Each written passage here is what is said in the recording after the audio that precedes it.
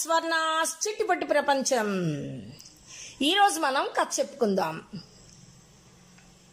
Adventure with 3 friends అనే కథలో నేను అడిగిన ప్రశ్న, సుస్మిత పొదల్లో అడ్డుగా పెట్టిన గొడుగు వీళ్ళని ఎలా కాపాడింది, ఏనుగులు వీళ్ళని ఎందుకు చూడలేకపోయాయి?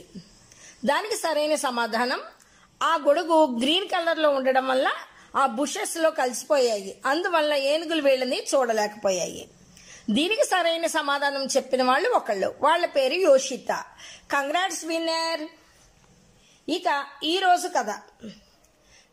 రామాపురం అనే ఊరిలో 2 అన్నదమ్ములు ఉన్నారు. వాళ్ళ తండ్రి చనిపోతూ వారిద్దరికి ఒక మామిడి చెట్టు, ఒక ఆవు, ఒక రగ్గు ఇచ్చి వాటిని ఇద్దరు సమానంగా అనుభవించండి అని చెప్పి చనిపోయాడు. ఆ ఇద్దరిలో తమ్ముడు అమాయకుడు, అన్న గడుసువాడు. అన్న తమ్ముడితో, నాన్న మనకి ఒకే చెట్టు, ఒకే ఆవు, ఒకే రగ్గు ఇచ్చాడు కదా, వాటిని మొక్కలు చేయకూడదు, కనుక వాటిని కలిసి ఉపయోగించుకుందాం. చెట్టు మొదల భాగం నీకు, పై కొమ్మల భాగం నాకు, అట్లాగే ఆవు ముందు భాగం నీకు, వెనుక భాగం నాకు. ఇక రగ్గు పగలంతా నువ్వు వాడుకో, రాత్రి మాత్రం నాకు ఇచ్చేయి అన్నాడు అన్న. తమ్ముడు అందులో కపటం తెలియక సరే అన్నాడు. రోజు తమ్ముడు చెట్టు మొదలకు నీళ్లు పోసేవాడు, ఆవుకు మేత కుడితి పెట్టేవాడు, రగ్గు ఉతికి ఆరవేసి మడిచి పెట్టేవాడు. అన్న కొమ్మలకు కాసిన కాయలు పండ్లు తాను తీసుకునేవాడు, ఆవు పాలు తాను పితుక్కునేవాడు. అన్న చక్కగా రాత్రిపూట రగ్గు కప్పుకునేవాడు. ఇట్లా కొంతకాలం గడిచింది. తమ్ముడికి పెళ్ళయింది. అతని భార్య అమాయకుడైన తన భర్తను అతడి అన్న ఎట్లా మోసం చేస్తున్నాడో గమనించింది. భర్తతో ఒక మాట చెప్పింది, ఆ విధంగా చేయమంది. భార్య మాట ప్రకారం తమ్ముడు ఒక గొడ్డలి తెచ్చి దాంతో చెట్టు మొదలను నరకడం మొదలుపెట్టాడు. దానికి అన్న, చెట్టు ఎందుకు నరుకుతున్నావు అని అడిగాడు.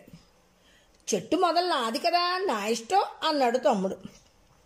మొదలు కొడితే చెట్టు మొత్తం చచ్చిపోతుంది, కొట్టకు, ఇక నుంచి కాసే పండ్లు చెరిసగం తీసుకుందాం అని అన్నాడు అన్న.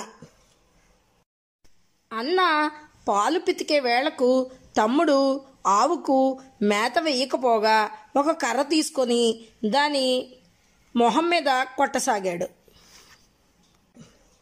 పాలు ఇవ్వకుండా ఆవు అన్నం తన్నింది.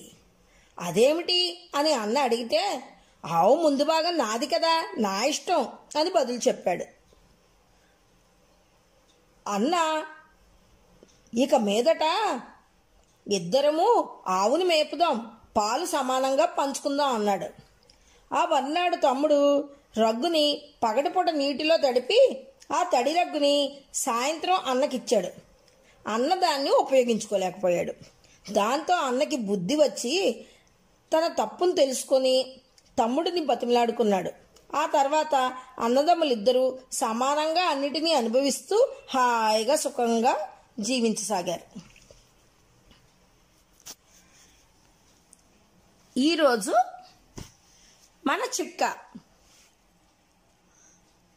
నోరు శుభ్రంగా తాజాగా ఉండాలంటే కొద్దిగా ఉప్పు, నిమ్మరసం కలిపి ఆ నీళ్లతో పుక్కిళ్ళించండి, నోరు తాజాగా ఉంటుంది.